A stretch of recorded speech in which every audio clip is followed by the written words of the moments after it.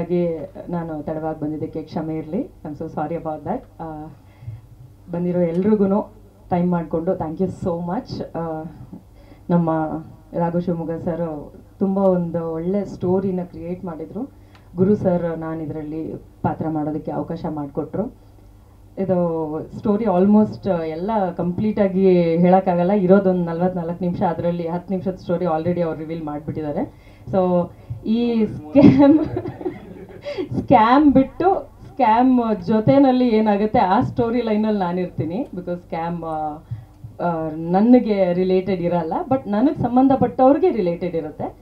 ಹಾಗಾಗಿ ನಂದೊಂದು ಸ್ಕ್ಯಾಮಲ್ಲಿ ನಾನಿಲ್ಲ, ತಪ್ಪಿಸ್ಕೋತಾ ಇದ್ದೀನಿ ಹೇಳ್ಕೊಂಡು ಅಷ್ಟೇ.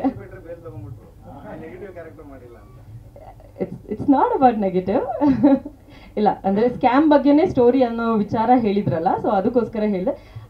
ಆ ಲೈನಲ್ಲಿ ನಾನೇನು ಎಕ್ಸ್ಪ್ಲೇನ್ ಮಾಡೋಕ್ಕಾಗಲ್ಲ, ಬಿಕಾಸ್ ಅದ್ರ ಬಿಹೈಂಡ್ ಒಂದು ಸ್ಟೋರಿ ಇದೆ. ಆ ಸ್ಟೋರಿನಲ್ಲಿ ನನ್ನ ಲೈಫ್ ನಡೀತಾ ಇರುತ್ತೆ.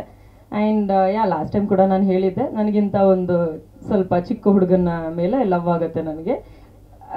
That's how the story is. ಸ್ವಲ್ಪ ಬೋಲ್ಡಾಗಿ ಕಾಣಿಸ್ಕೊಂಡಿದ್ದೀನಿ. And kiss romance a little bit ಸದ್ಯಕ್ಕೆ ಅಷ್ಟೇ ಹೇಳ್ಬೋದು. ಥ್ಯಾಂಕ್ ಯು ಸೋ ಮಚ್ ಎಲ್ರಿಗೂ. ಆ್ಯಂಡ್ ನನಗೆ ಅದೇ ಮತ್ತೆ ಅವಕಾಶ ಮಾಡಿಕೊಟ್ಟಂತಹ ಗುರು ಸರ್ಗೆ ಥ್ಯಾಂಕ್ ಯು ಸೋ ಮಚ್. ನೀವೆಲ್ಲರೂ ಇಲ್ಲಿ ಬಂದಿದ್ದಕ್ಕೆ ಮತ್ತೊಮ್ಮೆ ಥ್ಯಾಂಕ್ ಯು ಸೋ ಮಚ್.